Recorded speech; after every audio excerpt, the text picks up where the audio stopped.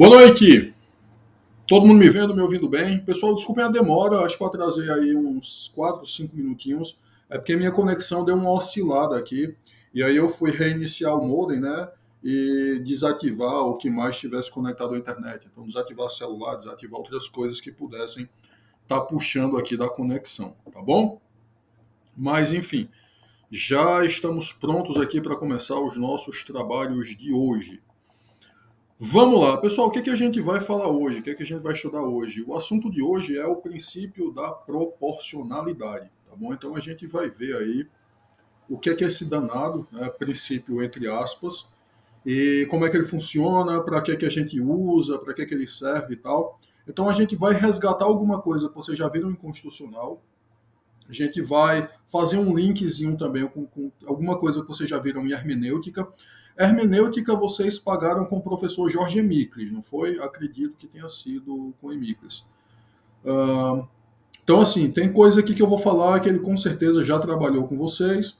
E aí, enfim, a gente vai desenvolvendo depois e vai aplicando depois. Eu não quero exatamente inovar em nada aqui, não, sabe? Agora eu quero trazer um viés prático. Então, certas coisas que vocês já discutiram aí em Constitucional 1, que vocês já viram em hermenêutica, como ponderação de princípios e tal, ponderação de direitos fundamentais, essa coisa toda, eu vou tentar dar uma aprofundada aqui, vou tentar dar não é nem uma aprofundada, perdão. Eu vou tentar colocar em prática aqui, tá bom? Então, é isso que a gente vai fazer hoje. Boa noite, Luan. Boa noite, João Neto. Boa noite, Larissa. Boa noite, Marcela. Boa noite, Maísa. Boa noite, Délis. Boa noite, Marcela. Sejam todos e todas muito bem-vindos e muito bem-vindas, tá bom? Vamos lá, vamos começando aqui. Deixa só ver se tem alguém aguardando aqui no Meet. Não, tudo certo. Tudo certinho por aqui. Então vamos lá, vamos começando aqui. Pessoal, para a gente começar a trabalhar, para a gente começar a discutir esse assunto, eu vou fazer o seguinte: eu vou passar uma breve videoaula para vocês, tá bom? Bem breve mesmo.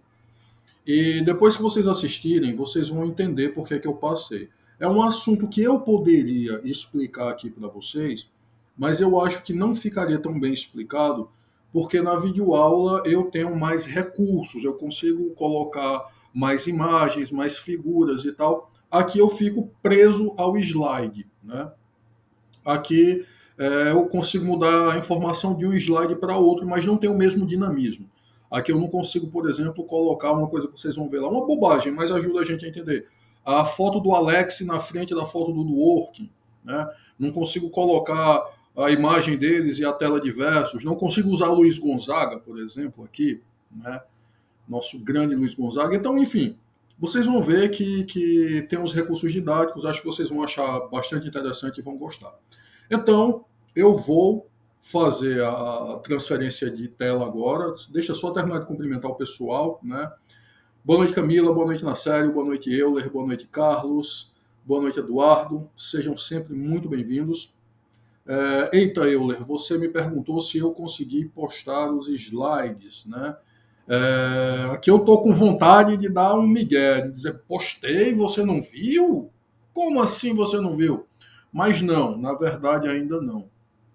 Desculpa, eu tô em dívida com isso com vocês. É porque eu fiquei, na minha cabeça, eu fiquei focado em postar o conteúdo da aula de hoje, inclusive tem um texto de apoio lá para vocês darem uma olhada. Vou falar sobre esse texto daqui a pouco, tá bom?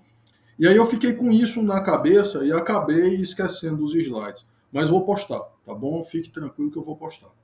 Se eu não postar, se eu esquecer, você pode me cobrar, pode mandar Eduardo me cobrar, fiquem à vontade, vocês podem me cobrar.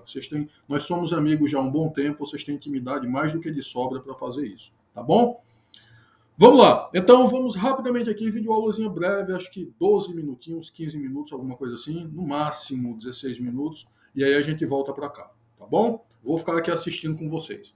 E eu sempre passo uma vergonhazinha me assistindo dando aula. Meu Deus, eu não sabia que eu fazia isso, eu não sabia que eu me comportava assim. Mas enfim, vamos lá. Fala, meu povo, tudo bonzinho com vocês? Pessoal, mais uma aulinha rápida aqui de filosofia do direito, teoria do direito, abordando hoje a questão dos princípios do neoconstitucionalismo, falando um pouquinho como isso surgiu, como isso impactou o Brasil, etc. Tá, essa é uma aula para não ficar assim muito abstrata, muito super, ultra, mega filosofal. Eu procuro abordá-la a partir de uma perspectiva meio casos de família, sabe? Meio assim, brigas acadêmicas, confusões acadêmicas. Tá, o que eu quero dizer com isso? Pessoal, como a gente sabe, Herbert Hart, ele foi professor de teoria do direito em Oxford e foi um jurista muito respeitado, muito conhecido em seu tempo. Certo. Quando Hart se aposenta, em 1969, um dos nomes cotados para substituí-lo foi o do Dworkin, Ronald Dworkin. E, interessantemente, o próprio Hart foi simpático ao nome do Dworkin. Ele gostou, disse, olha, esse menino é bom, já estudou aqui, é inteligente, é esforçado, coloca ele. Então Hart defendeu o nome de Dworkin para substituí-lo. Certo, qual é o problema? O que acontece? Dworkin tinha publicado um trabalho intitulado Is a Law a System of Rules, ainda nos anos 60, se a memória não me trai, em 1967, e nesse trabalho, Dworkin faz um ataque ao positivismo de Hart. Round 1, fight! Qual é o cerne da crítica de Dworkin? Dworkin vai dizer o seguinte, olha, o problema do positivismo de Hart é que ele se baseia apenas em regras. E diante de uma lacuna nessas regras, então diante de um caso concreto em que não haja uma regra clara aplicável, o juiz vai ter uma discricionariedade absoluta, ele vai poder fazer o que ele quiser. E isso é ruim, isso não é bom. A partir daí, Dworkin analisando basicamente um único caso concreto. Claro, quando a gente fala em taking right seriously, a gente sabe que ele não se baseia só nesse caso. Mas o fundamento do argumento dele é um único caso, que é o caso Riggs versus Palmer. O que aconteceu nesse caso concreto?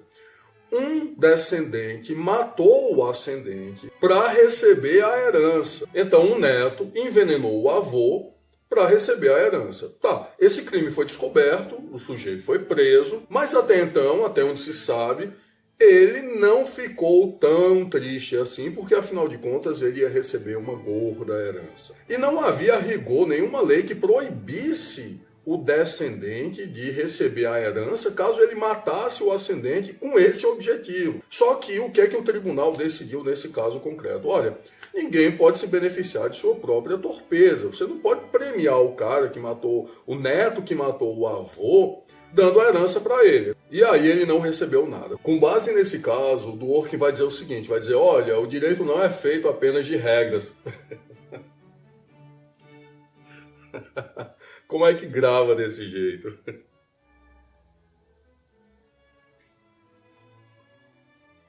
Tá, retomando e desenvolvendo o raciocínio. Tá, retomando o raciocínio, tentando retomar o raciocínio. Ele continua arranhando aqui meu pé. Tá, retomando o raciocínio. O Dworkin vai dizer o seguinte, vai dizer, olha, nesse caso não havia uma regra clara a ser aplicada, mas o tribunal não decidiu de forma discricionária, ele buscou outro estándar que seria aplicável ao caso. E aí ele vai construir o seu modelo de norma, que é um dos pontos fundamentais da sua filosofia do direito. Não é o ponto mais importante, mas é um dos pontos importantes. Ele vai dizer o seguinte, ele vai dizer, olha, existe a norma como gênero, e esse gênero se subdivide em espécies, tais como as regras, os princípios e as policies. Então, diz o Dworkin, isso é entendimento dele, ele vai dizer, olha, diferente do que Hart pensava, o direito não é feito apenas de regras, ele é feito também de outros standards, de outros padrões que são aplicáveis aos casos concretos, e o juiz nunca tem a discricionariedade, ele sempre vai estar preso a esses standards. Tá, e o que significa cada um desses standards na teoria de Dworkin? Para Dworkin, as regras são aquelas normas que são aplicáveis com base no tudo ou nada, ou é ou não é. Os princípios, diferentemente, eles comportam uma gradação, então eles são estruturalmente diferentes das regras. Essa crítica de Dworkin, esse modelo normativo de Dworkin, melhor dizendo, fez muito sucesso e ele foi praticamente copiado por um autor alemão chamado Robert Alexy. O modelo normativo de Alexy em termos de estrutura, é idêntico ao de Dworkin. Claro, considerando o fato de que Alex tira outras conclusões a partir dessa diferença estrutural entre regras e princípios. Para a gente entender isso com clareza, a gente pode pensar nas regras penais. Artigo 121 do Código Penal Brasileiro, homicídio simples. Matar alguém, pena 6 a 20 anos. Eu acho que você provavelmente concorda que não existe ninguém mais ou menos morto, a menos que você esteja em um filme de zumbi, ou que você esteja ouvindo a música do Luiz Gonzaga, que fala, mas doutor, eu não matei ele não, o sujeito é que era morredor, só dei uns risquinhos nele. Olha, doutor, eu não matei aquele homem não, senhora. Tu não é filho de boa família, tu foi lá pra festa, encheu a cara de cachaça e matou o homem. Matei não, doutor, eu só dei um risquinho. A menos que você esteja em um contexto assim, não existe ninguém mais ou menos morto. Então, ou o sujeito morreu ou não morreu. Ou o réu, o acusado, matou ou não matou. Se ele matou, ele tem essa pena, 6 a 20 anos. Se ele não matou, ele não tem pena nenhuma. Então, ou é ou não é, ou aconteceu ou não aconteceu, ou é culpado ou é inocente, não é verdade? Pronto, isso nos permite compreender o que seria uma regra nessa perspectiva do Dworkin. Tá, e o que seria um princípio? Um princípio é uma norma que vai se realizar a mais ou a menos, vai comportar uma gradação. Então você pode pensar, por exemplo, na liberdade. Você provavelmente concorda comigo que você pode ser mais ou menos livre. O que é que eu quero dizer com isso? Pensa nesse caso do homicídio. Imagina que você foi condenado e aí você está no regime fechado. A sua liberdade de vir, sua liberdade de locomoção está tolhida. Mas você pode ir gradativamente recuperando essa liberdade a partir da progressão de regime. Então você progrediu para o semiaberto, você recuperou um pouquinho. Você progrediu para o aberto, você recuperou mais um pouquinho. Você cumpriu sua pena, você finalmente recuperou sua liberdade, não é verdade?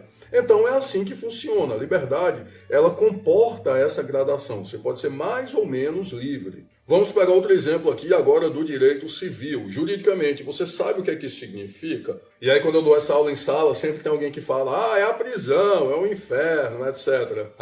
Não. Isso aqui, juridicamente falando, é um contrato. Eu sou casado. Se eu sou casado, eu não tenho mais a liberdade de casar com quem eu quiser. Inclusive, se eu fizer isso, eu vou estar cometendo um crime, bigamia.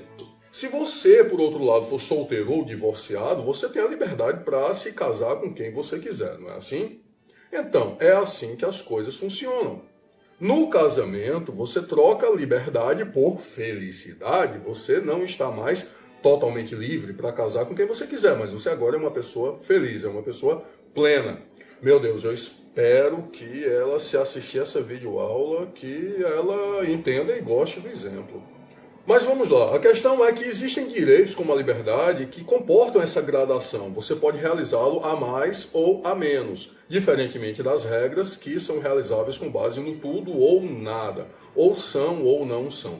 Tá bom, esse modelo de norma, ele vai ser apropriado por um autor alemão muito famoso, muito conhecido no Brasil, que é o Robert Alex. Alex vai desconsiderar as policies, mas ele vai adotar um modelo de norma que estruturalmente é basicamente o mesmo de Dworkin. Claro, ele se baseia também na jurisprudência do Tribunal Constitucional Alemão, em outros autores como Joseph Esser, etc. Mas isso não vem ao caso. A questão é que o modelo normativo de Alex é idêntico ao de Dworkin e parece sofrer uma influência direta de Dworkin. Claro, a partir dessa mudança estrutural entre regras e princípios, Alex vai extrair outras conclusões. Para ele, os princípios são mandados de otimização. Então, são normas que devem ser realizadas na máxima medida possível e nós devemos buscar esta realização. Mas a questão é, estruturalmente a diferença é a mesma. E isso, pessoal, esse modelo normativo é a base do neoconstitucionalismo. É a pedra angular do neoconstitucionalismo. Então, assim, ele é o alicerce estrutural do negócio, do neoconstitucionalismo, tá bom? Certo, mas eu falei do Hart, seria injusto deixá-lo aqui com esse estigma de positivista discricionarista, não é? Eu disse a crítica que o Dworkin faz à obra dele, mas eu não falei da resposta dele. Vou falar aqui rapidamente para a gente fechar o nosso momento casos de família. Tá bom, o Hart ele nunca respondeu em vida. E isso fez com que seus ex-alunos, seus seguidores, as pessoas que o criticavam se dividissem em basicamente 3 grupos distintos. Os que disseram que Hart estava certo e Dworkin estava errado, os que disseram que Dworkin estava certo e Hart estava errado, e um terceiro grupo que disse o seguinte, disse, olha, não existe bem essa diferença entre eles. As teorias são conciliáveis. Hart, em vida, silenciou, ele não deu uma resposta do Dworkin. Mas ele deixou uma série de escritos, uma série de papéis, e quando ele faleceu, a esposa dele, Jennifer, chamou alguns ex-alunos e disse, olha, vocês são alguns dos melhores ex-alunos que ele teve, e ele deixou aqui esse monte de papel, esse monte de escritos. Eu queria que vocês, por favor, dessem uma olhada e vejam se tem alguma coisa aqui que merece ser publicada, se tem alguma coisa aqui que, enfim, vale a pena ser publicada. E aí o pessoal analisou e, para surpresa deles, eles perceberam que tinha uma resposta a Dworkin praticamente completa. Faltava só, digamos assim, passar limpo, dar uma organizada. E essa resposta foi publicada na segunda edição do Conceito de Direito, do The Concept of Law, na forma de um pós-escrito. E embora as pessoas não levem isso tão a sério assim, as pessoas parem no Dworkin, acreditem na crítica do Dworkin, mas o fato é que Hart acaba respondendo e responde muito bem. Round 2. Fight! Primeira coisa, ele vai dizer que o positivismo dele é um positivismo mais suave. Ele é positivista, sim, mas ele não é aquele positivista ortodoxo, cabeça fechada. Além disso, ele critica o modelo normativo de Dworkin, ele devolve a crítica. Ele diz, olha, Dworkin diz que eu ignoro os princípios, mas o que são esses princípios que ele diz que eu ignoro? Outra coisa, ele fala do choque de regras, da colisão de princípios, mas e quando uma regra se choca com um princípio? E aí, como é que faz? Porque no caso Higgs versus Palmer, que ele usa para criticar a minha teoria, existe uma colisão dessa natureza. Você tem o princípio, ninguém pode se locupletar de sua própria torpeza, e você tem as regras testamentárias, que nesse caso não são aplicadas para que o princípio seja aplicado. Indo além disso, pessoal, se a gente for nos escritos da juventude do Hart, a gente vai ver que ele já falava em derrotabilidade normativa. Hart, o jovem Hart, falava em derrotabilidade normativa.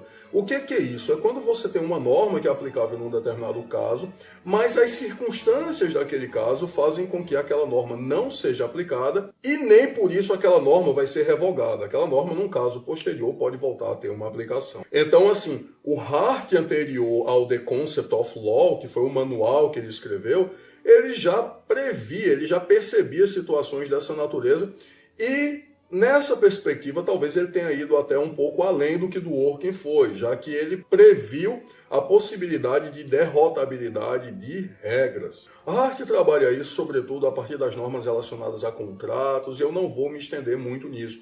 Mas a questão é, Hart já tinha percebido esses problemas relacionados ao direito. Quando você estuda, além disso, o The Concept of Law, o conceito de direito, você vai ver que ele não é discricionarista como o Dworkin diz que ele é. Então essa é uma crítica também um pouco injusta. Mas enfim, dando sequência e fechando aqui, esse modelo de princípio, esse modelo de norma, a norma como gênero e a regra, o princípio como espécie, vai chegar aqui no Brasil, sobretudo a partir da Constituição de 1988. Sempre é válido lembrar que o Dworkin constrói esse modelo para, na cabeça dele, justificar as decisões judiciais no sentido de que não existe discricionariedade, o juiz está sempre vinculado a algum estándar normativo. Só que aqui no Brasil a coisa não deu muito certo. Aqui no Brasil esse modelo normativo, esse modelo de princípio, é utilizado para deixar de se aplicar uma regra. Então muitas vezes você tem uma regra, claro, uma lei que diz qual é a resposta de um caso concreto, mas o juiz recorre a um princípio qualquer, às vezes inventa um princípio, talvez,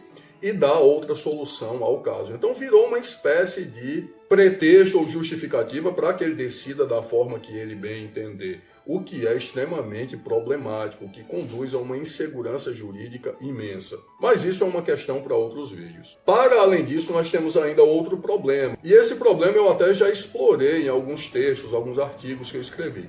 Que problema é esse? Nós tradicionalmente tínhamos um modelo de princípio que era baseado na fundamentalidade da norma, na importância da norma. Então, tradicionalmente, nós dizíamos que princípio eram as normas mais importantes, seja pela sua abrangência, seja pela sua fundamentalidade, etc. Então, tradicionalmente, nós dizíamos que os princípios eram as normas mais importantes. Quando a gente falava num princípio, a gente pensava naquela norma mais importante ou naquele valor mais importante. Com o neoconstitucionalismo, isso claramente muda, e os princípios vão ser essas normas que se realizam a mais ou a menos. O problema é, existem muitas normas que nós tradicionalmente chamamos de princípio e que nesse modelo neoconstitucionalista deixam de ser princípio, passam a ser regra. Exemplo disso, a legalidade. Ou é legal ou não é tudo ou nada. Não existe nada mais ou menos legal. É legal ou é ilegal. Anterioridade da lei penal. Então, ou vai existir a norma anterior, a lei anterior definindo o crime e a pena, ou então não existe crime nenhum. E isso tudo a gente chama de princípio, e nesse novo modelo normativo vai passar a ser regra, e isso gera uma confusão imensa. Então você tem bons constitucionalistas, bons administrativistas que colocam esse modelo normativo neoconstitucionalista e na sequência mandam um princípio da legalidade. Isso é uma contradição. Você está criando uma contradição na sua obra, no seu livro. Então isso gera uma confusão e um problema imensos, e eu estou cada vez mais convencido que nós deveríamos abandonar esse modelo, nós deveríamos ou construir um modelo melhor ou ficar no nosso modelo tradicional. E as normas, independentemente da sua estrutura, ser de regra ou de princípio, elas podem sim comportar uma ponderação, e é isso aí, a gente não tem muito o que fazer em relação a isso. Bom, pessoal, é isso. Eu espero sinceramente, espero de coração que vocês tenham gostado aqui do nosso momento Casos de Família na Teoria do Direito. Se você não for inscrito no canal, se inscreva, ative o sininho das notificações para você ficar sabendo sempre que sair um vídeo novo. Deixe o seu like se você gostou, se você não gostou, deixe o seu dislike. Se você tiver uma crítica construtiva, uma sugestão para melhorar o nosso canal, deixe também nos comentários, e é isso. Beijo no coração e vamos arrochar o nó aí estudando, inclusive filosofia e teoria do direito. Tchau!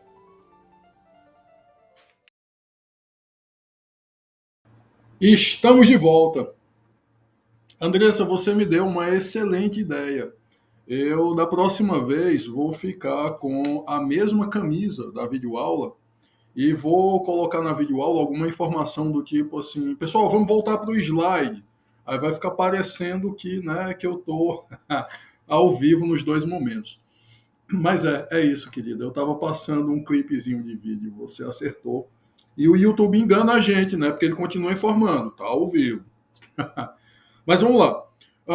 Pessoal, como eu disse, essa é a vantagem, né, de a gente poder usar esse artifíciozinho, é porque fica tudo mais ilustrado, né? Então eu falo no livro, aparece a imagem do livro, eu falo no autor, coloca a imagem dele, faço a brincadeira do Casos de Família, aparece a mulher lá do Casos de Família e tal.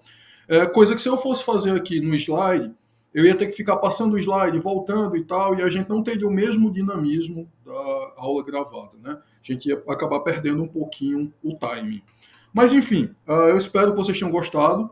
E essa segunda parte, o que eu vou fazer agora, o que eu vou falar agora, tem gravação também, tá certo? Tem videoaula gravada também. Só que aqui eu já vou fazer, conversando aqui com vocês, porque eu quero, enfim, abrir um debate aqui, dar a possibilidade de vocês falarem, discordarem e tal. Então, nesse momento, essa segunda parte tem aula gravada também. Já coloquei o link para vocês lá no Unileão Digital. Eu sempre quero dizer o portal, né? O Unileão Digital é uma coisa, o portal acadêmico vai ser outra. Já tem lá também, mas aqui eu vou refazer para estar conversando com vocês. Tá bom? Vamos lá. Então, pessoal, princípio da proporcionalidade, né? A gente tem o advento do neoconstitucionalismo, a base do neoconstitucionalismo, a pedra de toque do neoconstitucionalismo é esse novo modelo de princípio, tá certo? Essa nova concepção de princípio que vem a partir de Dworkin e de Alexis, principalmente. E isso chega no Brasil em meados dos anos 90, tá bom?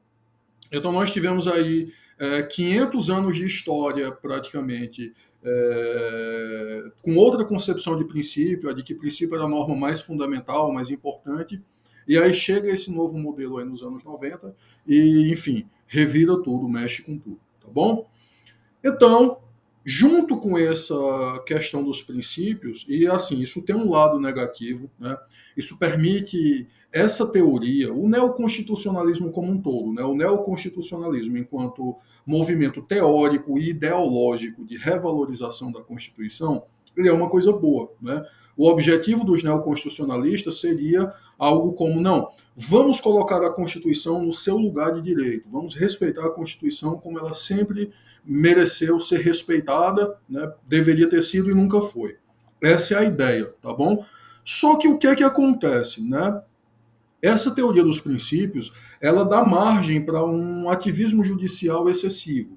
Ela fornece o fundamento, na prática, da forma como ela foi incorporada ao Brasil e, de certa forma, deturpada, né? Porque o Dworkin, a ideia do Dworkin era, não existe discricionariedade. Aí o pessoal pega as ideias dele aqui para transformar tudo em voluntarismo, tudo em discricionariedade. Então, assim, da forma como ela foi incorporada, como ela foi deturpada, o que é que aconteceu? Essa teoria dos princípios, ela acaba dando fundamento para o juiz deixar de aplicar a lei, uma regra clara que se aplica àquele caso, e ele deixa de aplicar para falar num princípio aí, que às vezes até é uma invenção dele, é uma coisa da cabeça dele, ele, enfim.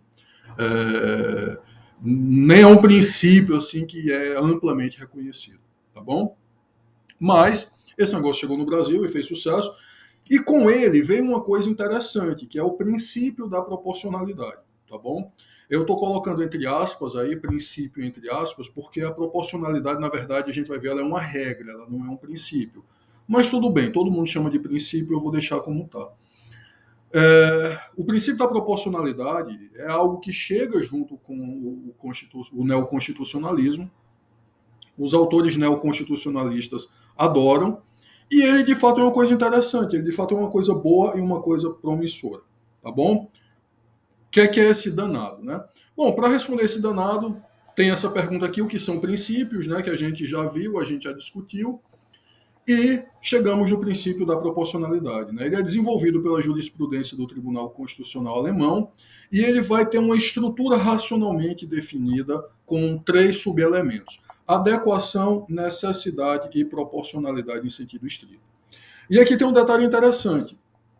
Para você aplicar a proporcionalidade, você vai aplicar sempre essas 3 etapas e sempre nessa ordem. Então, primeiro você faz a verificação da adequação. Se não passou na adequação, já é desproporcional, você já descarta. Se tiver passado, aí você avalia na necessidade, tá bom? Não passou na necessidade, é desproporcional, você descarta. Passou na necessidade, aí você vai para a proporcionalidade em sentido estrito, tá bom? Então é assim que funciona. Você aplica sempre nessa ordem e a aplicação é subsidiária. Você só chega no próximo quesito, no próximo subelemento, se tiver passado no anterior, se tiver sido aprovado no anterior. Então, adequação, necessidade e proporcionalidade em sentido estrito. O que é que cada uma dessas etapas vai representar, né? O que é que cada uma dessas etapas vai significar? Pessoal, para explicar para vocês, eu trouxe aqui 2 autores, tá certo? Vou trazer para vocês, vou mostrar para vocês o Gustavo Ferreira Santos, tá bom? Que ele foi o primeiro a escrever um livro aqui no Brasil sobre o princípio da proporcionalidade, um estudo pioneiro e muito bom. Infelizmente esse livro a gente não acha mais para vender, mas eu tenho o meu aqui, autografado inclusive, então não vendo, não troco, não alugo, não empresto. E o Virgílio Afonso da Silva. O texto do Virgílio Afonso da Silva está disponível para vocês lá no Leão Digital, tá bom? É um texto um pouco comprido, um pouco longo, mas eu já coloquei lá claramente para vocês. A leitura ela é opcional, você não é obrigado a ler o texto do Virgílio Afonso da Silva, tá bom? Você lê se você quiser. Pablo, é bom ler? Se fosse você leria? Bom, se fosse eu passava pelo menos uma vista, porque vou ser bem sincero com vocês. Esse é um assunto que vai cair na prova, tá bom? E às vezes o professor fala, né? Vai cair na prova, aí bota uma questão valendo meio ponto. Não, esse não é o caso, tá bom? Esse assunto aqui, pessoal, ele é um assunto que ele vai cair na prova e ele vai cair assim, como é que eu vou dizer? Numa pontuação mais elevada, tá bom? Então vocês podem ter certeza que na AV1 mais de um ponto, tá certo? Pelo menos uns 2 pontos vai ser proporcionalidade. E se não for mais? E se não for, sei lá, uns 3, 4 pontos, alguma coisa assim? Então esse é um assunto que a gente tem como explorar bem na AV1, e eu trabalho bem ele nas provas por uma razão muito simples, porque ele é um conteúdo que é muito importante e tem muito potencial. Quando vocês estiverem advogando, quando vocês forem juízes, promotores, a proporcionalidade é um instrumento que vocês podem utilizar e que pode ajudar muito vocês. Vocês vão descobrir aqui, daqui para o final da aula, Se vocês fundamentarem uma sentença na proporcionalidade, ela fica muito bem feita, ela fica muito bem fundamentada, tá bom? Então, por tudo isso, já estou deixando claro, vai cair na prova e vai ser de com força, tá bom? Deixa eu ver aqui o que é que vocês estão dizendo no chat. Opa, agora, Iago, deixa eu dar uma olhada aqui. Pronto.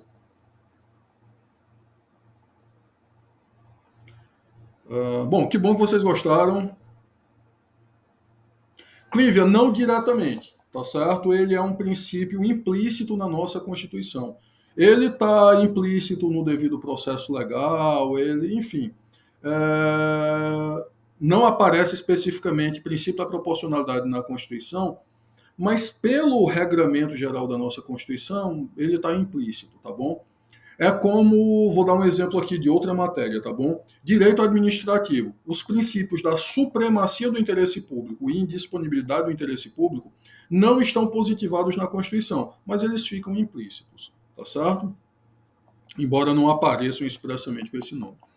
Vamos lá. Então, pessoal, são essas 3 etapas: adequação, necessidade, proporcionalidade, sentido estrito. A gente vai ver primeiro um pouquinho de doutrina e depois a gente vai para um caso específico do STF, um julgado do STF muito conhecido, aparece em vários livros de direito constitucional, direito penal, etc., que é o caso Siegfried Ellwanger, tá bom? E aí a gente vai ver como o STF já usou o princípio da proporcionalidade nos votos dos ministros Gilmar Mendes e Marco Aurélio, e a gente vai, inclusive, ver onde é que eles acertaram, onde é que eles erraram e tal.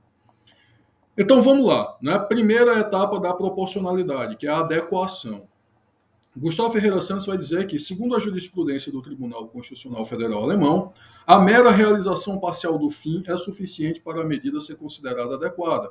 Um meio só será considerado inadequado se não contribuir, de alguma forma, à conquista do fim almejado. Tá bom? E o Virgílio Afonso da Silva, por sua vez, vai dizer que uma medida estatal é adequada quando o seu emprego faz com que o objetivo legítimo pretendido seja alcançado ou pelo menos fomentado. Pessoal, para dar um exemplo disso aqui, eu vou falar um pouquinho do Covid, tá certo? Porque a proporcionalidade ela é muito útil para a gente resolver colisão de direitos fundamentais, num caso concreto. É muito útil para a gente analisar se uma lei é constitucional ou inconstitucional. E ela é muito útil também para a gente avaliar políticas públicas, tá bom? E já antecipando para vocês, desculpem, eu deveria ter falado isso no comecinho da aula, mas é porque, enfim, como eu tive um probleminha aqui com a conexão, atrasei uns minutinhos, né? Então eu acabei passando batido, vou falar agora, vou abrir um parêntese agora, tá bom? Nós teremos pelo menos 2 aulas sobre proporcionalidade, essa e a próxima. Essa é mais teórica, embora a gente analise um caso concreto, e a próxima vocês vão colocar isso em prática. A gente vai resolver aqui em sala um caso concreto com base na proporcionalidade, e eu acredito que vocês vão gostar muito, porque as turmas que fizeram isso no passado gostaram também, tá certo? Então, assim, a gente vai dar, eu disse que ele vai cair na prova, vai cair com força, mas a gente também vai dar uma boa atenção a esse danado. Tá bom, adequação, né? O que é que a gente analisa na etapa da adequação? Se o meio que a gente está avaliando, aquela medida, aquele instrumento que a gente está avaliando, se ele consegue promover o fim que a gente está buscando, se ele consegue conquistar o objetivo que a gente quer, ou se ele pelo menos ajuda, tá certo? Então, para dar um exemplo aqui, imagina a pandemia do Covid. Imagina que você é o presidente da República, o governador do estado ou o prefeito do município. E atenção, não estou falando bem nem mal de nenhum deles. E todos os fatos que eu vou narrar aqui são meramente ficcionais. Qualquer semelhança com pessoas ou fatos reais é mera coincidência, tá bom? Certo. Imagina que você é o presidente, você é o governador, ou governadora, ou o prefeito ou a prefeita, tá bom? E aí você, enfim, o STF já disse que se você é chefe do executivo, se você é prefeito, governador ou presidente, você pode adquirir vacina, você pode, enfim, ajudar a resolver essa crise do coronavírus, né? Certo. Aí imagina que você está com dinheiro sobrando no caixa da prefeitura e você quer fazer alguma coisa, quer comprar alguma coisa, quer fazer algum investimento para resolver o problema da pandemia. Quais são as alternativas que você tem? Bom, você tem vacina, tá bom? Várias delas. Então tem a chinesa, tem a russa, tem a de Oxford, tem a outra lá, que acho que é a AstraZeneca, né, e tal. Tem várias vacinas. Tem, sei lá, cloroquina, tem o spray lá israelense, né, que está sendo testado aí. Você tem várias alternativas, várias coisas nas quais você pode gastar o dinheiro. Você pode comprar respirador, você pode, sei lá, aumentar o número de leitos de UTI. Tem várias coisas que você pode fazer, né? O que é que você vai analisar na adequação? Se o objetivo que você está perseguindo pode ser conquistado, ou pelo menos parcialmente conquistado, através desses meios. Então, se o que você quer é acabar com a pandemia, certo? Vacina resolve?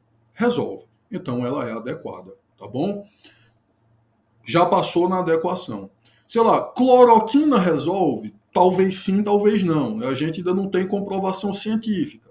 Então, você não pode... Tem pessoas que tomaram e disseram, tomei num dia, no outro já estava bom. Mas, enfim, teve gente que tomou e disse que não fez efeito. Então, é uma coisa misteriosa ainda, a gente não tem certeza absoluta, tá bom? Tem o spray israelense, que ainda está em fase de testes. E tem, sei lá, comprar respirador, aumentar leito de UTI, essa coisa toda. Não desmanchar o hospital de campanha e tal. Essas coisas tratam quem já está doente, mas elas não acabam com a pandemia. O que é que eu quero dizer com isso? Se você quer realmente acabar com a pandemia, não adianta você, sei lá, aumentar o número de leitos de UTI apenas, porque as pessoas vão continuar pegando a doença e vão continuar precisando desses leitos, né? Inclusive, sei lá, a gente se contamina mais de uma vez e tal. Então, o que resolve realmente, né, que a gente sabe que vai ser... Mas desculpa, o que resolve realmente é a vacina. Mas nessa etapa aqui da adequação, a gente só precisa ver o que resolve ou ajuda a resolver. Leito de UTI ajuda a resolver? Ajuda. Aumentar o número de respiradores ajuda a resolver? Ajuda. Está salvando pessoas, está reduzindo os efeitos da pandemia. Então, o que vai passar nessa fase da adequação são as medidas que ou resolvem ou pelo menos ajudam a resolver, tá bom? E assim, eu posso estar desatualizado. Se saiu algum estudo aí, alguma comprovação porque, vejam, eu não sou um profissional da área da saúde, não sou um pesquisador dessa área. O que eu sei é o que eu vejo nos sites de notícia, então R7, G1, sei lá, revista Veja, revista Isto é o que eu vejo nos portais de notícia, tá bom? Aquela outra lá, Carta Capital, eu leio de tudo, né? Eu procuro obter o máximo de informações possível. Alguns, enfim, vão ser de direita, outros de esquerda, e eu vou lendo e vou filtrando aquilo. Mas uma informação da área da saúde, eu não tenho como avaliar se ela é correta ou não. Se for uma informação do direito, eu até consigo, mas da saúde não. Eu só consigo ler e, bom, acho que isso é verdadeiro, não sou da área. Até onde eu acompanhei, então, não tem comprovação, né? Eu vi que a azitromicina, não, a ivermectina foram estudos in vitro, né? Cultura de célula, essa coisa toda. Então, assim, não teve estudos conclusivos realmente com seres vivos e tal. Então, existe uma zona de incerteza. Pode funcionar, mas pode não funcionar, ninguém sabe. Tá bom, mas enfim, resumindo tudo. O que vai passar na adequação é o que funciona ou funciona pelo menos um pouquinho. Você tem que provar, que comprovar, que demonstrar que funciona pelo menos um pouquinho, tá certo? Pelo menos minimamente. E aí a gente passa da adequação para a próxima fase, que é a fase da necessidade. Deixa eu ver aqui o chat. Olá, obrigado, bondade sua, querida. Queria merecer esse elogio, tá bom? João, pronto, João, perfeito. Se eu fosse eu, para me imunizar, eu infelizmente não posso escolher, né? A vacina que aparecer, eu vou tomar. Eu não tenho... Já fiz o meu cadastro lá e tal, porque, enfim, eu estou na fase 4, né? Fase 4. Enfim, a que aparecer eu vou tomar, né? Eu não posso escolher. Mas se eu pudesse escolher, eu usaria a proporcionalidade. Eu faria exatamente isso que eu estou fazendo agora. Só que, enfim, não seria para comprar para a população, seria para comprar para mim, única e exclusivamente para mim. Vamos lá. Necessidade, né? O Gustavo vai dizer, o princípio da necessidade, o princípio da intervenção mínima, da exigibilidade ou da indispensabilidade, exige do legislador que não adote uma medida restritiva de direito fundamental quando existem outras medidas menos gravosas que podem ser adotadas. E o Virgílio Afonso da Silva vai dizer: um ato estatal que limita um direito fundamental é somente necessário caso a realização do objetivo perseguido não possa ser promovida com a mesma intensidade e por meio de outro ato que limite, em menor medida, o direito fundamental atingido. O que eles estão dizendo aqui para a gente? Aqui é o seguinte: nós temos as medidas que passaram na fase anterior, tá bom? Aqui a gente vai ver qual é realmente necessária, no sentido de dizer que qual é a que resolve o problema, tá certo? Com a menor quantidade de efeitos colaterais possível, né? A menor quantidade de malefícios possível. Então vamos lá. Respirador ajuda a resolver? Ajuda. UTI ajuda a resolver? Ajuda. Mas, convenhamos, é muito sacrificante, digamos assim, você esperar que a pessoa adoeça, fique sem respirar direito para você entubar a pessoa. Então, esse é um meio que pode até funcionar com as pessoas que estão doentes, mas traz muitos efeitos colaterais. E mesmo e não resolve o problema definitivamente, porque as pessoas vão continuar adoecendo. Se você pegar, por exemplo, a cloroquina, o spray lá israelense, suponha que eles funcionam, que eles curem as pessoas que estão doentes, mas isso não resolve o problema, o vírus continua circulando. O que vai resolver de fato o problema, o que vai ser necessário, portanto, seria a vacina. Porque a vacina, o sujeito fica imune e aí resolveu, tá bom? Então, o que é que vai passar aqui na fase da necessidade? As vacinas. E por que elas vão passar? Porque elas de fato resolvem, tá bom? Digamos que o spray israelense, ele de fato curasse as pessoas. Mas essa não é a melhor alternativa, porque você vai continuar adoecendo. Você vai, aí adoece, aí usa o spray, aí sei lá, 6 meses de novo, adoece de novo, aí usa de novo. Não resolve o problema definitivamente, né? Ajuda a resolver, por isso passa na adequação. Mas como não resolve realmente, não passa na necessidade. Na necessidade, a gente precisa do meio mais eficiente e que tenha menos efeitos colaterais. Então, por mais que, sei lá, se a vacina e entubar a pessoa fossem igualmente eficientes, a vacina teria menos colaterais, né? Porque, enfim, você não precisa esperar a pessoa adoecer e correr o risco de morrer e tal.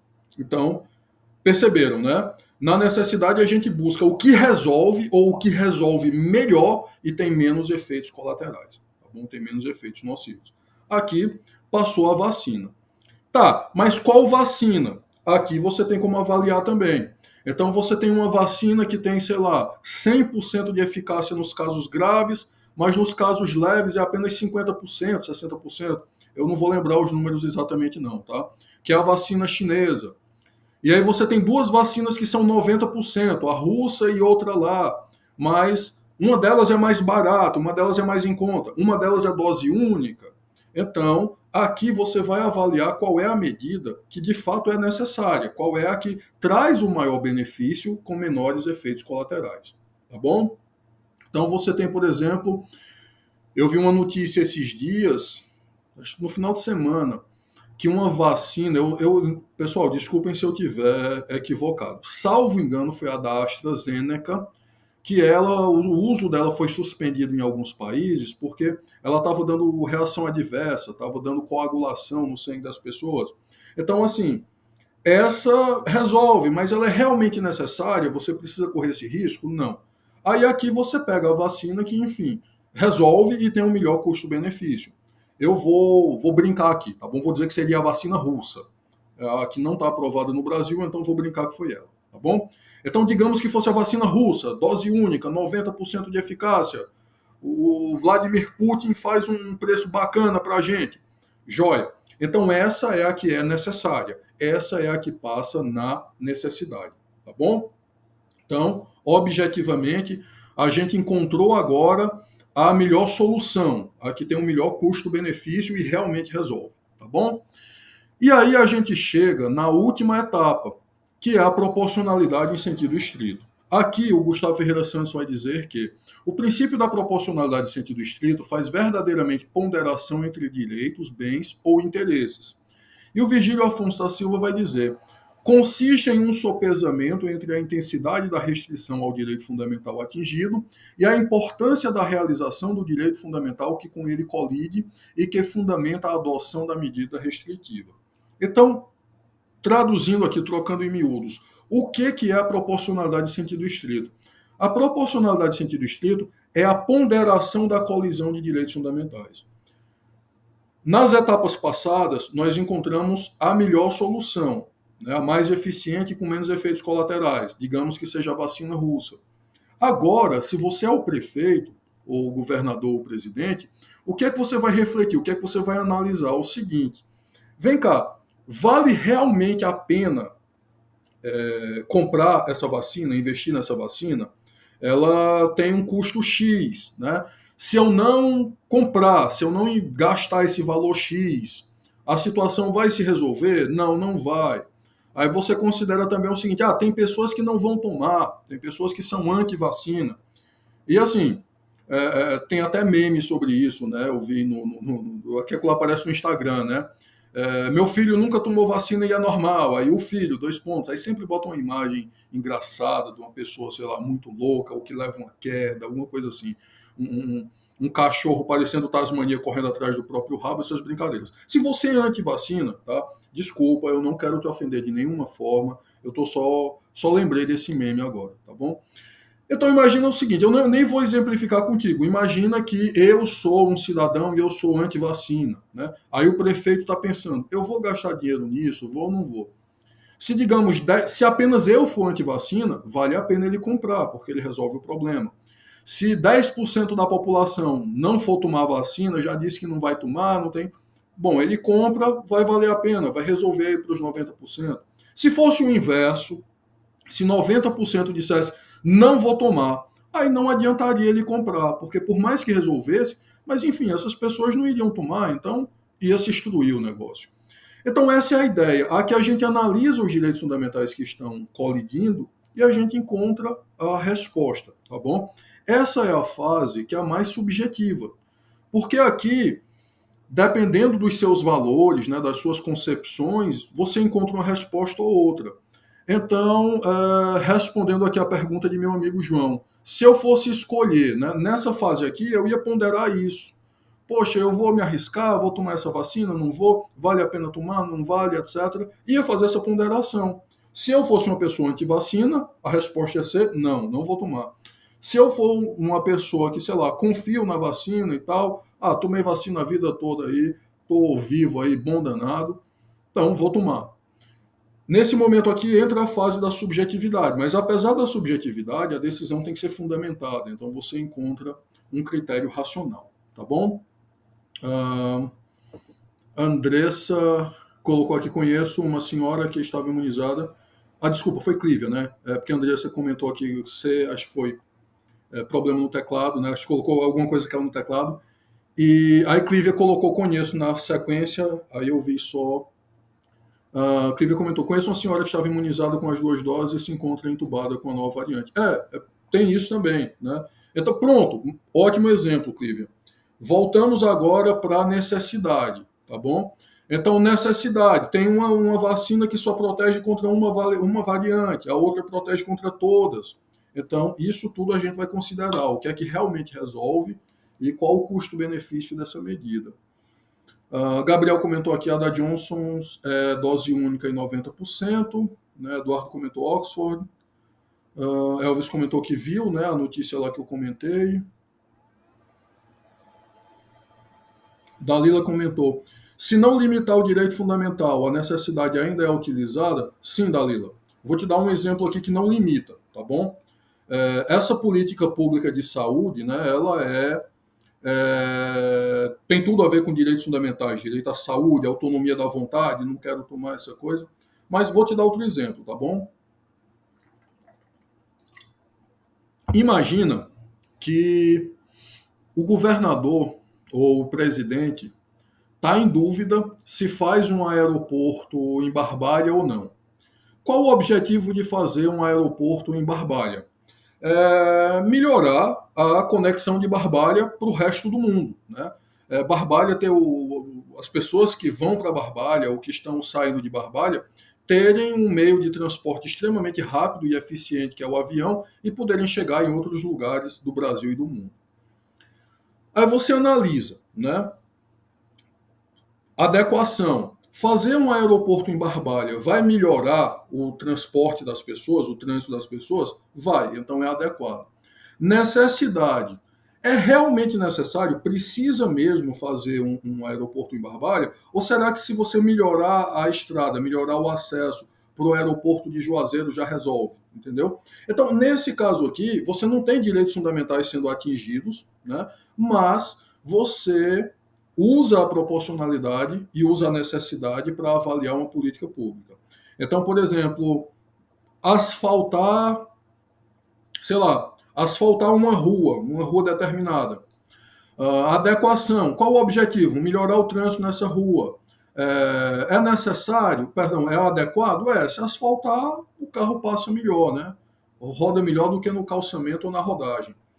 É realmente necessário? Aí na necessidade você vai analisar as alternativas. Não, o asfalto aqui seria muito prejudicial ao meio ambiente, aqui é melhor colocar aquelas placas de concreto, né, que colocaram ali na subida da serra, ali indo depois do colégio agrícola. Não, aqui é melhor colocar daquelas placas, porque, sei lá, agride menos o meio ambiente. Então, nesse caso, você não tem um direito fundamental de uma pessoa sendo atingido diretamente, mas você consegue avaliar uma política pública. Tá bom? Carlos Giovanni aqui dizendo que o pessoal anti-vacina tem que conversar com calma com eles. Né? Darlan comentando, mas também tem a questão dos 10%, por exemplo, manterem o vírus circulando e dando possibilidade de sofrer mutações e se tornando mais resistente. Sim, Darlan, seria um problema, mas, bom, pelo menos é um problema menor do que ninguém vacinado, né? O que eu quero dizer com isso? Se você tem só 10% da população que não está imune ao vírus, a probabilidade de essas pessoas estarem rodeadas de pessoas que estão imunes, né, aumenta. Então, sei lá, se aqui em casa Yamara, as meninas estivessem vacinadas e apenas eu não estivesse, então a probabilidade de eu pegar é menor do que se ninguém tiver vacinado, né? Então, enfim, o ideal seria todo mundo, né, vacinado, mas antes 90% do que ninguém. Enfim, Eduardo comentou que é de Oxford que está sendo suspensa. Desculpa, Eduardo, então eu misturei aqui, né? Confundi as duas. É porque, enfim, é tanta vacina que a gente acaba misturando, realmente. Aí eu vi essa notícia, né, que uma delas, então foi a de Oxford, que tá sendo suspensa em alguns lugares porque está dando reação adversa. E aí, enfim, pode ser que não seja um problema sério, né? Todo medicamento pode ter uma reação adversa. Você pode tomar uma aspirina e ter uma reação adversa, um paracetamol e você ser alérgico. Então pode acontecer. E aí estão investigando aí o que está acontecendo, né? Luan, a necessidade, você vai comparar as alternativas que você tem, as medidas que você tem, e você vai avaliar a que é mais necessária, no sentido de que é mais eficaz com menos efeitos colaterais, tá bom? Quando a gente estiver vendo o caso Elvanger, eu vou comparar duas medidas, prisão e pena de morte. A gente vai ver que as duas são, de certa forma, igualmente eficientes, mas uma é mais grave que a outra. Então, só fechando aqui, necessidade, a gente vai comparar as alternativas que a gente tem, tá bom? As possibilidades que a gente tem, e a gente vai ver a que realmente resolve ou que resolve mais com menos efeitos colaterais, tá bom? O que mais? Sim, Darlan, você tem toda a razão, né? Se não tiver... É aquela coisa, vamos pegar outras doenças aí, sei lá, paralisia infantil, né?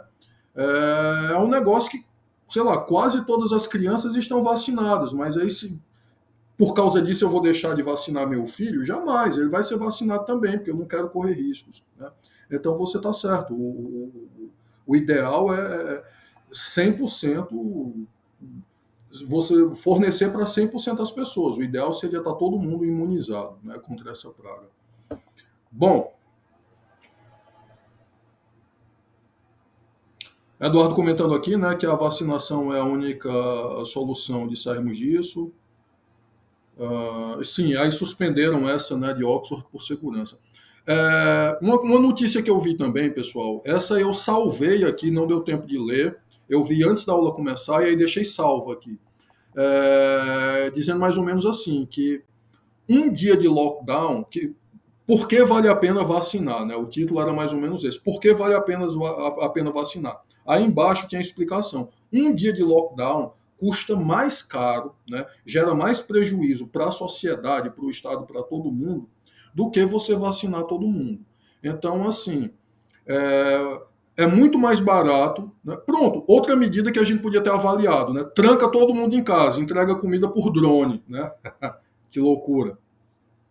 Mas aí eu vi essa matéria, né? Que um dia de lockdown custa mais caro do que vacinar todo mundo. Então, realmente eu acredito que bom, eu leigo, né? Eu que não sou um profissional da saúde, eu acredito, né? Na minha visão de pessoa que não é da área, eu acredito que a saída realmente é a vacinação. Eduardo comentando aqui, é o mesmo problema que aconteceu nos testes da Coronavac no Brasil, onde uma pessoa morreu, suspenderam a testagem, depois descobriram, né, que foi por outra razão. A pessoa, enfim, tinha atentado contra a própria vida.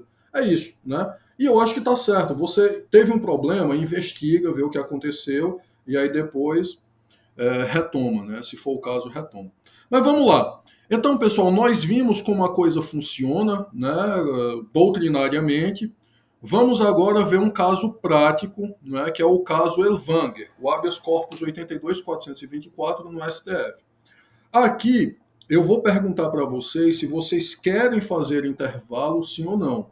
Se vocês não quiserem, a gente tira direto. Eu acho que fica até melhor, porque já são 9h23. Mas se vocês quiserem, não, Pablo, um intervalo, pelo amor de Deus, a gente pode fazer um intervalozinho de 5 minutos. O que é que vocês querem? Intervalo, sim ou não? Coloca S ou N aí no chat. Sim ou não, por favor. Enquanto isso, eu vou só explicar o caso, tá bom? O que é que foi o caso Elvanger? Esse senhor chamado Siegfried Elvanger Castan, ele era um engenheiro, salvo engano, engenheiro elétrico, engenheiro químico, alguma coisa assim. Ele se aposentou. Quando ele se aposenta, ele pega o dinheiro que ele tinha, as economias dele, ele coloca uma editora de livros, tá bom?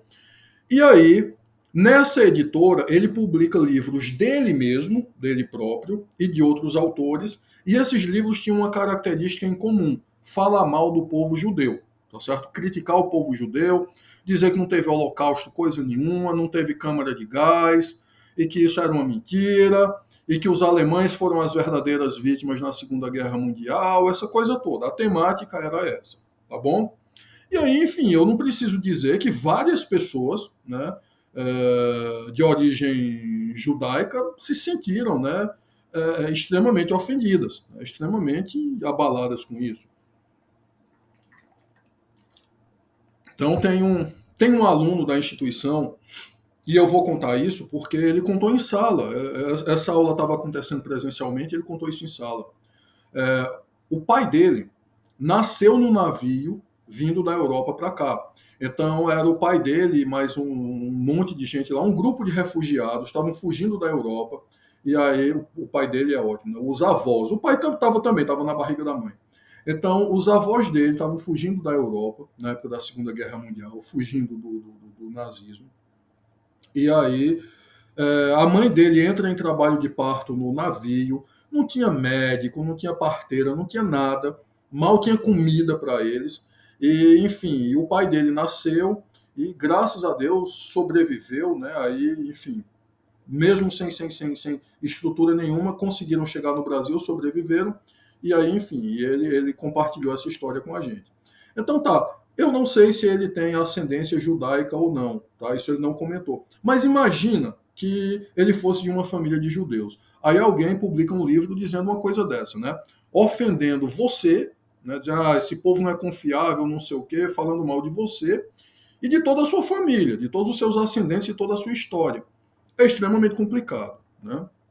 E aí, o Ministério Público, enfim, entrou com a denúncia, né? Ele foi acusado de racismo, né? foi condenado pela prática do crime previsto no artigo 20 da Lei 7.716 de 1989, praticar, induzir ou incitar, pelos meios de comunicação social ou publicação de qualquer natureza, a discriminação ou preconceito de raça, cor, religião, etnia ou procedência nacional, pena, reclusão de 2 a 5 anos. Ele foi condenado, a defesa recorreu, o tribunal manteve a decisão e, enfim, ele levou o caso ao STF. O caso chegou no STF via habeas corpus, tá bom? A gente já estudou aqui que a finalidade do habeas corpus é combater a prisão ilegal ou uma ameaça de prisão ilegal. No caso dele, ele estava preso, estavam dizendo que a prisão era ilegal. O argumento da defesa, liberdade de expressão. Esse artigo aí, dessa lei, segundo a defesa dele, seria inconstitucional porque a Constituição autoriza a liberdade de manifestação de pensamento, a liberdade de expressão. E aí, enfim, o caso acaba chegando no STF.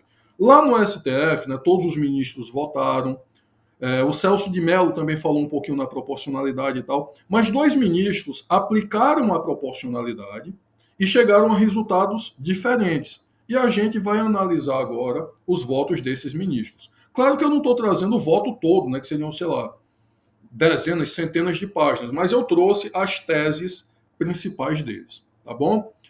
Que ministros foram esses? Marco Aurélio Melo e Gilmar Mendes, tá bom? Não tenho nada a favor nem contra nenhum dos dois. Falo bem e falo mal dos dois. Falo bem quando acertam e falo mal quando erram, tá bom?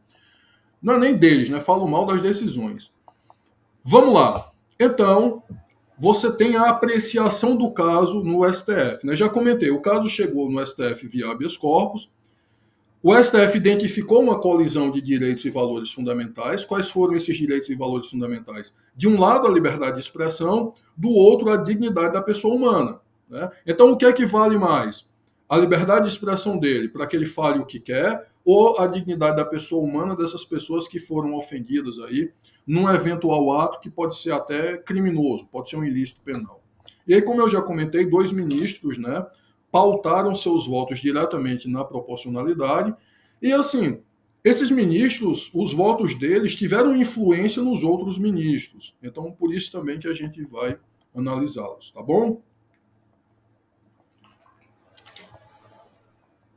Adequação. O habeas corpus, né, manter o Siegfried Ellwanger preso é adequado, sim ou não? Para a gente saber se é adequado, a gente tem que identificar o que é que a gente está procurando, o que é que a gente está buscando. O que a gente está buscando é que ele pare de cometer esse crime, né? Porque se ele não sofrer punição nenhuma, ele vai continuar publicando mais livros dele e de outras pessoas falando mal do povo judeu. Então, se você quer que isso pare, tá bom? Porque, enfim, não é correto falar mal de ninguém, por qualquer característica que seja, né? Você ficar depreciando a pessoa não é correto.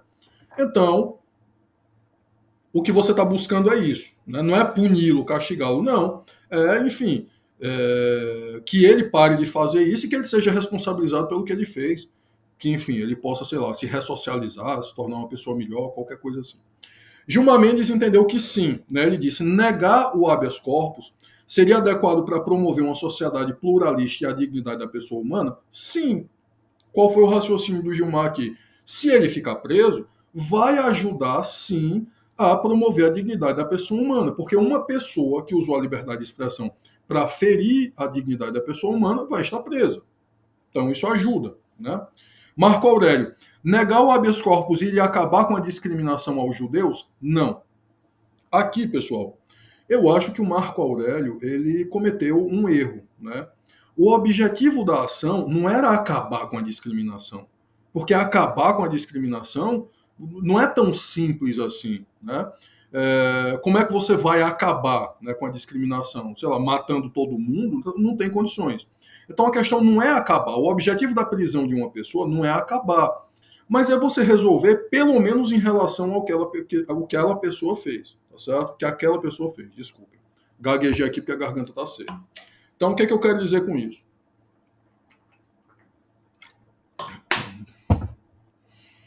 Se você comete um homicídio e você é preso, você é condenado, isso vai acabar com os homicídios no planeta Terra? Não, não vai. Pessoas continuarão matando pessoas. Mas não é porque não vai acabar que você vai ser solto, você vai ficar solto, que vai ter impunidade. Então, me parece que a interpretação do Marco Aurélio aqui foi um pouco equivocada, né? Então, outro exemplo aqui. Se você pescar numa prova presencial, quando nossa vida voltar ao normal, se você pescar uma prova e eu lhe der um 0, vai acabar com a pesca no mundo? As pessoas vão deixar de filar, de pescar? Não, não vão. Mas isso não é porque as pessoas vão continuar fazendo que, não, então deixa para lá, né? Banda voou. Não, também não é assim, né? Se a pessoa comete um ilícito e ela é identificada, ela deve ser condenada, ela deve pagar, né, na forma da lei, claro, pelo ilícito que ela cometeu. Tá bom. Necessidade. Gilmar Mendes entendeu que sim, a medida era necessária. Ele diz também não há dúvida de que a decisão condenatória, tal como proferida, seja necessária, sob o pressuposto de ausência de outro meio menos gravoso e igualmente eficaz. Marco Aurélio entendeu que não. Olha só, Marco Aurélio entendeu que não era adequada, então ele não precisava nem ter falado mais. Ele já tinha entendido que era desproporcional, parou ali mesmo, tá bom? Então não precisava ter respondido mais nada. Mas ele disse, Marco Aurélio, não. Na hipótese, a observância desse subprincípio deixa ao tribunal apenas uma solução cabível ante a impossibilidade de aplicar outro meio menos gravoso ao paciente. Conceder a ordem, garantindo a liberdade de manifestação do pensamento, preservados os livros, já que a restrição a tal direito não garantirá sequer a conservação da dignidade do povo judeu. Aqui, mais uma vez, né, me parece, ele nem era para ter chegado nessa etapa, já que ele entendeu na anterior que não era proporcional, mas ele chegou e me parece que ele também não entendeu bem, não enfrentou bem o cerne da questão, o objetivo da questão, né? E aqui, pessoal, o Gilmar Mendes também deu uma errada. Aqui ele explicou o que é a necessidade, mas ele não avaliou as medidas possíveis. Então, para você entender se é necessário ou não, você precisa avaliar que opções você tem. Quais seriam aqui as opções possíveis? Então, você tem, por exemplo, sei lá, o objetivo é puni-lo pelo crime que ele cometeu e reduzir, preservar a dignidade da pessoa humana, tá bom, né? O objetivo dessa punição é preservar a dignidade da pessoa humana, tá bom. Quais são as alternativas que você tem? Você pode, sei lá, pena de morte. Resolve? Resolve. Se o camarada tá morto, ele não vai falar mais mal de ninguém, né? A menos que seja, sei lá, um filme aí de morto-vivo, Ghost, do outro lado da vida, né? Baixou o fantasma e tal. A menos que seja um filme de assombração, o camarada morreu e não fala mais de ninguém, tá bom? Mas vem cá, essa é uma medida muito grave, né? Não é necessário matar a pessoa, tem outras formas de resolver. Outra alternativa, prisão. Se ele estiver preso, ele vai parar de publicar esses livros, de fazer essas coisas? Vai, porque na prisão ele não vai ter acesso a isso. Pablo, mas outra pessoa pode fazer. Se outra pessoa fizer, aí já é outro processo contra outra pessoa. Mas preso, ele não vai estar, sei lá, publicando esses livros, praticando esses atos. Ele não, tá bom? O que mais? Sei lá, multa. Aplicar uma multa para ele. Iria resolver? Bom, talvez sim, talvez não, né? Tem pessoas que preferem ir para a cadeia do que perder dinheiro, mas tem outras pessoas que dizem, eu pago é com gosto, pago e vou continuar fazendo. Então não dá para saber. Queimar todos os livros resolveria? Não seria possível. A gente não sabe quantos foram vendidos, a gente não tem como tomar esses livros das pessoas. Então, assim, me parece que a medida realmente necessária, no sentido de que resolve e, além de resolver, não tem tantos efeitos colaterais assim, ou tem menos efeitos colaterais do que a outra que também resolve, é a prisão, né? Então, a prisão, nesse caso, passa nesse critério. Deixando claro, pessoal, que o STF não poderia, né, sei lá, transformar essa pena de prisão em uma ordem para recolher os livros e queimar. Não, ele não poderia, mas o ministro deveria ter avaliado essas possibilidades para identificar se seria proporcional ou não, tá bom? E aí chegamos na terceira etapa, proporcionalidade em sentido estrito. Gilmar Mendes falou, sim, a decisão atende, por fim, ao requisito da proporcionalidade em sentido estrito. Nesse plano, é necessário aferir a existência de proporção entre o objetivo perseguido, qual seja a preservação dos valores inerentes a uma sociedade pluralista, da dignidade humana e o ônus imposto à liberdade de expressão do paciente. Não se contesta, por certo, a proteção conferida pelo Constituinte à liberdade de expressão. Não se pode negar, outrossim, o seu significado inexcedível para o sistema democrático. Todavia, é inegável que essa liberdade não alcança a intolerância racial e o estímulo à violência, tal como afirmado no acórdão condenatório. Há inúmeros outros bens jurídicos de base constitucional que estariam sacrificados na hipótese de se dar uma amplitude absoluta e intangível à liberdade de expressão na espécie. Então, o Gilmar entendeu que era proporcional em sentido estrito. Colisão de direitos fundamentais, tá? Você tem a liberdade de expressão e você tem a dignidade da pessoa humana. Nesse caso aqui, especificamente, a liberdade de expressão vai dar lugar à dignidade da pessoa humana. Porque, enfim, é a forma que a gente tem de resolver essa colisão de direitos fundamentais da melhor maneira, tá bom? É a melhor maneira que a gente tem para resolver. Marco Aurélio não precisava ter falado, porque ele já tinha entendido que era desproporcional, mas ele falou. Ele disse, não, cumpre perquirir se é razoável, dentro de uma sociedade plural como a brasileira, restringir-se determinada manifestação de opinião por meio de um livro, ainda que preconceituosa e despropositada, sob o argumento de que tal ideia incitará a prática de violência, considerando-se, todavia, o fato de inexistirem mínimos indícios de que o livro causará tal revolução na sociedade brasileira. E mais, se é razoável punir o paciente pela edição de livros alheios, responsabilizando-o por ideia que nem sequer lhe pertence, tendo em vista que há outras maneiras mais fáceis, rápidas e econômicas de a população ter acesso a tais pensamentos como a internet. Então, assim, aqui me parece que ele deu uma fugidazinha do assunto. Sabe aquela questão da prova que você filosofa, mas não resolve? Então, sei lá, o professora de penal, Iamara, coloca uma questão, um caso concreto, para você identificar o crime. Para você dizer, nesse caso aqui é furto, ou então é roubo, ou então, sei lá, receptação, para você identificar o crime. E aí você não sabe a resposta e fica filosofando, assim, aí vai falar sobre a importância da liberdade, da vida, não sei o quê. Enfim, ele escreveu muito bem aqui, mas ele fugiu um pouco do tema, tá certo? Porque a questão não é se vai ter uma revolução na sociedade brasileira, não é essa não. A questão é, ele diz aqui que pessoas podem ter acesso a informações pela internet e tal, não sei o quê. Tá bom, é justamente porque elas podem ter acesso a essa informação, é que uma pessoa que comprovadamente cometeu um crime, né, partindo do pressuposto que seja crime, é justamente por isso que essa pessoa não pode ficar solta. Essa pessoa, enfim, alguma punição ela tem que ter. Até porque isso é exemplo para o restante da população também. Então, nós seres humanos, nós aprendemos muito pelo exemplo. Às vezes a gente faz uma coisa a vida toda, até que a gente vê outra pessoa fazendo aquilo e se dando mal. Aí a gente, né, segue o exemplo.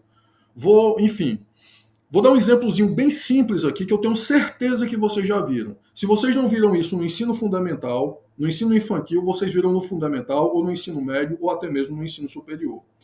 Imagina que nós estamos numa sala de aula, eu sou um aluno também, tá certo?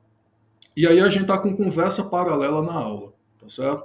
E eu sou o que está falando mais alto. Aí o professor olha para mim e diz, Pablo, ei, vamos aqui, cara, atenção, por favor, presta atenção na aula aqui. Veja, o professor me advertiu, né? Chamou minha atenção. Você, que estava conversando lá do outro lado da sala, você vai fazer silêncio também.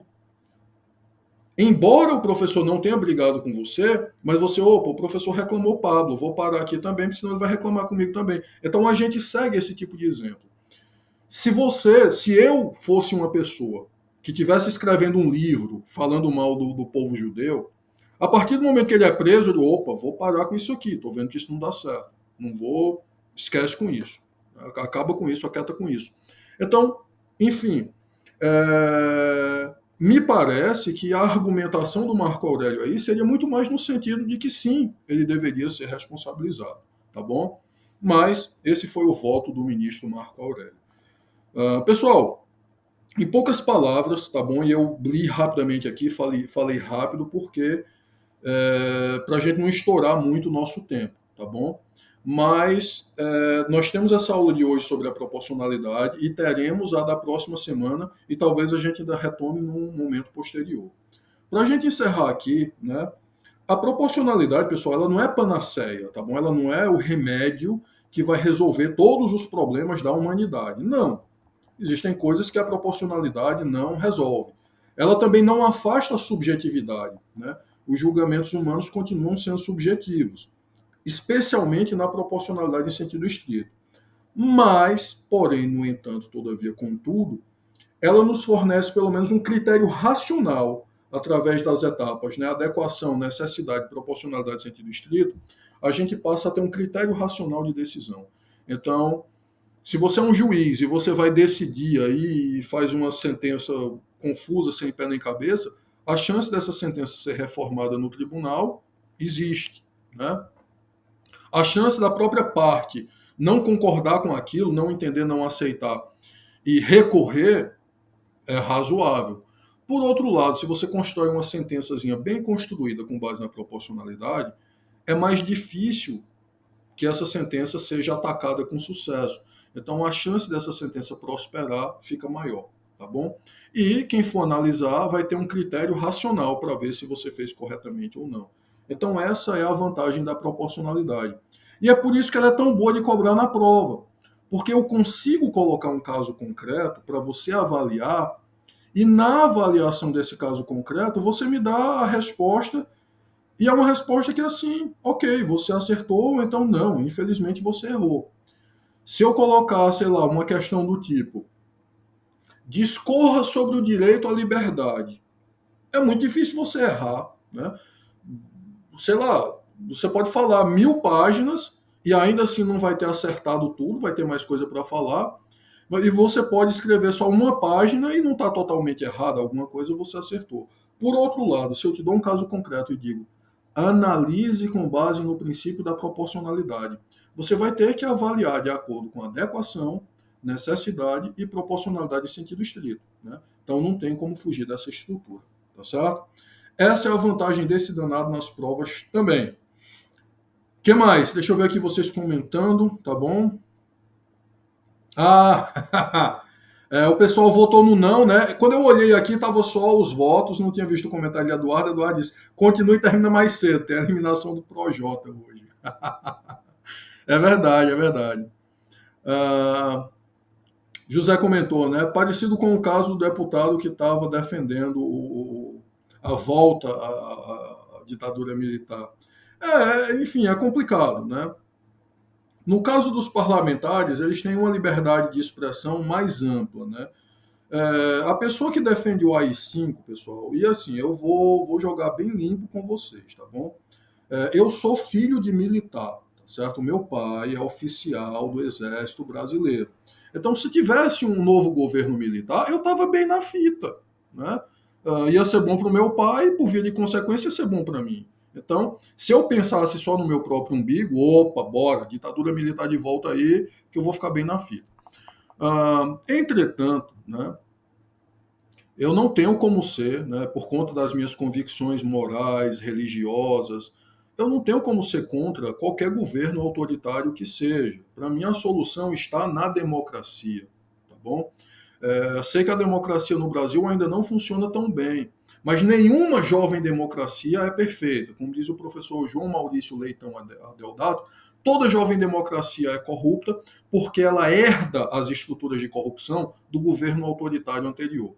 Um governo autoritário, você não tem margem para denunciar ninguém, porque se a pessoa que você está denunciando for, sei lá, parente, for afilhado aí, protegido de alguém importante, quem se dá mal é você. Só na democracia que a gente tem com efetividade esse tipo de responsabilização, tá bom? Então, assim, sei que os governos militares fizeram coisas importantes e benéficas para o Brasil, né? Só para vocês ficarem tranquilos, meu pai não torturou ninguém, tá bom? Meu pai é de uma arma do Exército Brasileiro chamada engenharia.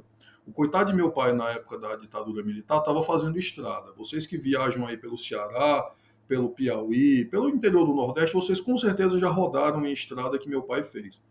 A arma é engenharia, mas ele não é engenheiro, tá bom? Ele era, na época, peão mesmo, estava lá fazendo asfalto. E, enfim, então, tiveram estradas que meu pai fez, sei lá, 30 anos atrás, que estão durando até hoje. Um remendozinho aqui, outro ali, mas continuam funcionando, tá bom? Então, eu vou dizer que estava tudo errado? Não, teve coisa boa, meu pai fez coisa boa. Mas também tiveram problemas, tá bom? Se você colocar, tá certo, aí no Google, depois que a aula terminar, esse nome aqui que eu estou colocando para vocês, Soledad Barrett Viedma. Soledad foi uma mulher que foi presa, torturada e morta lá em Recife, tá bom? O caso dela foi bem conhecido e tal. Qual é a situação dela? Soledad era uma subversiva. Ela era de um desses movimentos revolucionários. E assim, você pode dizer que ela era uma terrorista, você pode dizer que ela merecia ser condenada à morte, você pode dizer isso tudo, tá bom? E eu não vou discutir com você. Vou respeitar a sua opinião. Só que, quando Soledad foi presa, torturada e morta, ela estava grávida, tá bom? E não era gravidez dos primeiros dias, não. Já estava com a barriga grande e tudo, e ainda assim grávida ela foi na época presa, torturada e morta. Você pode achar que ela era a pior pessoa e que ela merecia isso, mas esse bebê que estava na barriga dela, ele não fez nada de errado, tá bom? A única coisa que ele queria era, enfim, terminar a gestação e nascer e ter uma mãe e sobreviver, tá bom? Então esse bebê não fez nada de errado. E se você tem um regime que dá margem para esse tipo de coisa, porque ela era uma subversiva, uma terrorista, o que quer que seja, né, eu não posso concordar com isso, tá bom? Assim como meu pai, né, embora seja militar, ele diz, olha, teve coisa boa, teve, mas teve coisa errada também, e a gente não pode admitir coisa errada. A gente tem que trabalhar para o melhor, a gente tem que trabalhar para o que está certo. Então, assim, essa é a questão, sabe? E nossa democracia não é perfeita, mas nenhuma jovem democracia é certinha. Democracia vai amadurecendo com o tempo. E o que a gente tem que fazer é fortalecer nossa democracia e um dia a gente chega lá no primeiro mundo. Então, essa é a ideia. O caso do deputado, né, que está preso é um caso complicado, tá bom? Um caso controvertido, porque ali vai se estabelecer a fronteira entre a imunidade parlamentar, né, que a gente já estudou, a imunidade material, que o parlamentar, no exercício da profissão, né, se ele está personificando ali o deputado, ele não pode ser responsabilizado por suas opiniões, palavras e votos, né? O STF vai estabelecer a fronteira entre essa imunidade e atos que são, enfim, criminosos, tá bom? Então, é isso. Mais uma vez, eu entendo que muitas pessoas tenham simpatia pelo governo militar, tá certo? Muitas pessoas não ficaram sabendo de tudo o que aconteceu. Esse caso de Soledad e do bebê dela aconteceu aqui do lado, provavelmente vocês não ouviram falar, tá bom? Eu ouvi falar sobre isso, descobri isso por acaso quando eu morava lá em Recife, mas é verdade, aconteceu. Então, assim, é complicado. Teve coisa boa, teve impunidade naquela época, teve também, né? Tem outro caso muito conhecido do filho de um ministro, né, que estuprou e matou uma criança, e justamente porque ele era filho de um ministro, ele não foi responsabilizado. Não sei até onde o presidente militar na época soube disso e passou a mão, mas enfim, o pai passou a mão na cabeça do filho e isso aconteceu, né? Esse caso ganhou muita notoriedade. Foi o caso tiveram dois, né? Dois casos assim. Um foi o da Araceli e o outro, o nome da outra menina, acho que era Ana Lídia. Esse cara era filho do Alfredo Buzaide, né? Vou colocar o nome aqui para vocês pesquisem aí. Se for fake news, aí vocês me informam também, que eu vou estar de boa fé, vou estar enganado também. Então coloquei o nome aí no chat, tá bom? Então, enfim, teve coisa certa, coisa errada. O importante é que hoje estamos numa democracia e vamos seguir na democracia, vamos amadurecendo na democracia, tá bom? O que mais vocês estão dizendo aqui? Sem intervalo, né? Caso do deputado, já comentei. Utilidade pública, a Anvisa acabou de ratificar a segurança do uso da vacina de Oxford e recomendou a continuidade do uso no Brasil. Bom, então, que bom, né? Espero que seja realmente porque ela é segura e vai resolver o problema, né? Pessoal comentando aqui, o pessoal elogiando o presidente. Respeito vocês, tá certo? Que estão aqui defendendo o nosso presidente.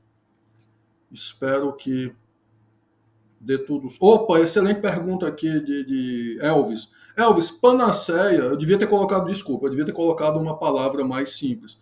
Panaceia seria um remédio universal, sabe? O remédio que resolve todos os males. Panaceia seria isso. Perdão, eu deveria ter colocado uma palavra mais tranquila. Eduardo comentando, sou de Exu e sou contra qualquer tipo de ditadura, independentemente do seu viés ideológico. Contudo, muita coisa na cidade foi feita naquela época por intermédio de Luiz Gonzaga. Sim, pessoal, qualquer governo humano, né, vai ter coisas boas e coisas ruins. Né? É como qualquer ser humano tem um lado bom e um lado ruim. Todos nós temos.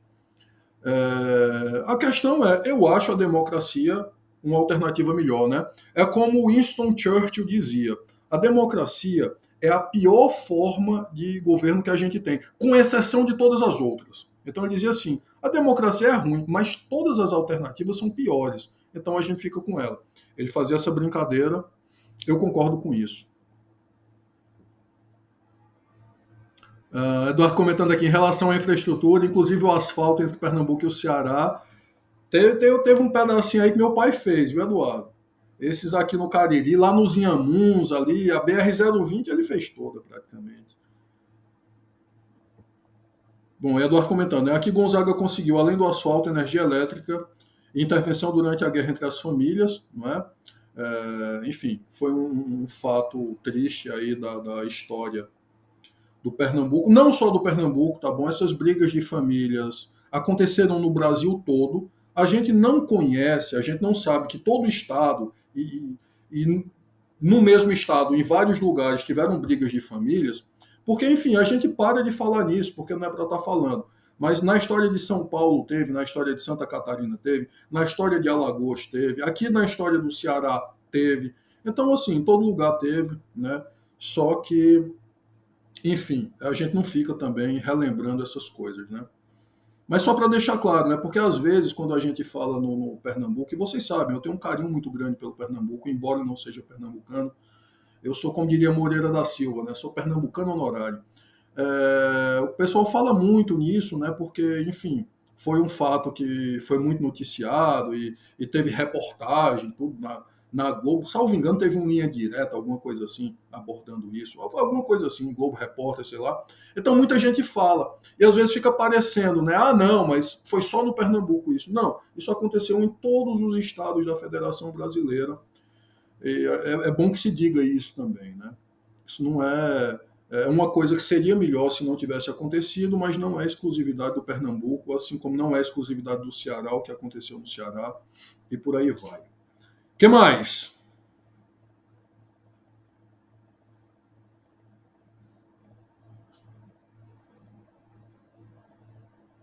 Pronto, Eduardo aí trazendo a história de Exu e do Pernambuco, aqui nosso estado vizinho. Vale lembrar também, né, já que a gente está falando do Pernambuco e do Nordeste, acho que eu comentei até em sala com vocês, né, pessoal? O Nordeste tem uma história muito bonita também, de republicanismo, de democracia. A Revolução Pernambucana, que libertou temporariamente, né, Pernambuco e boa parte do Nordeste, quando o Brasil ainda era colônia, estava naquela fase de império amigo de Portugal, né, reino amigo e tal. Então, assim, conseguiu uma breve independência naquela época e o projeto de Constituição já era uma Constituição democrática, já era uma Constituição republicana. Depois, a Confederação do Equador. Então, assim, o Nordeste sempre foi vanguarda nesses momentos, assim, voltados para a democracia e para o republicanismo. Enquanto em outros locais da Federação, em outros locais do Brasil, perdão, não era a federação ainda, né? Em outros locais do Império ou da República Velha, o pessoal fazia uma revolta, uma coisa assim, mas eles queriam, era, sei lá, um outro imperador, um outro rei, uma coisa assim. Aqui no Nordeste, a gente sempre lutou por democracia e por republicanismo. Então, a nossa história é muito rica e muito bonita nesse sentido. Inclusive, deveríamos estudá-la mais, né? Deveríamos conhecê-la mais. Isso, Eduardo, foi um Globo Repórter, né? Foi um Globo Repórter. Eu lembrava que tinha tido alguma coisa, mas não lembrava qual era a cidade. Carlos comentando aqui, né? O meu relato é o oposto. Meu avô foi policial e os relatos são os piores. Lembro dele dizer. É, tinha de tudo, teve de tudo. Qualquer dia eu vou contar para vocês o caso de um sargento que enfim, hoje ele já é oficial também, que ele praticou um ato assim e ele contou para mim e para os filhos dele. Eu sou muito amigo dos filhos dele e ele hoje se arrepende e tudo. Ele, na época, ele era cabo, estava cumprindo ordens e aí mandaram ele buscar o cara. O oficial disse, só traga vivo. E ele trouxe, o cara estava realmente vivo, o cara sobreviveu, mas enfim, o cara sofreu o pão que o diabo amassou. Exatamente, Eduardo. A luta pela democracia no Brasil nasce no Nordeste, mais especificamente em Pernambuco. Exatamente.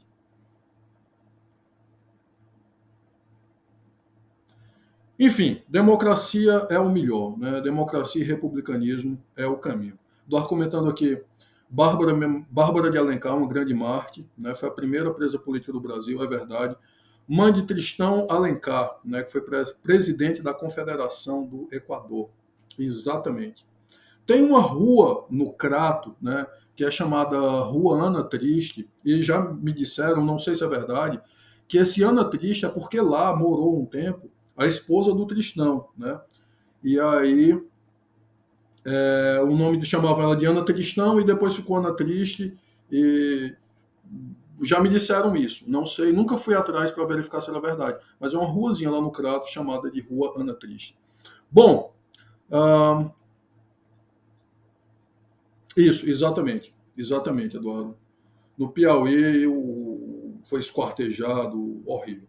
Bom, enfim, ficamos por aqui, pessoal. Muito obrigado por terem vindo, muito obrigado pela maravilhosa participação de vocês, por vocês terem compartilhado essas histórias aí. E, enfim, foi um ciclo da nossa história que acabou. Estamos no governo democrático e vamos continuar. Estamos numa fase democrática, né? Vivendo um momento democrático na nossa história. E vamos lutar aí, vamos batalhar aí, vamos trabalhar para amadurecer essa democracia, para que essa democracia se solidifique cada vez mais. Então, nossa democracia ainda pode ser aperfeiçoada, talvez tenha um debate interessante se os ministros do STF deveriam ser eleitos também, se deveria ter mais democracia direta, participação popular na construção das leis, por exemplo, na construção das políticas públicas. Hoje a tecnologia permite isso, né? Tudo é internet, você consegue fazer com que as pessoas votem em tempo real e de forma fácil e acessível.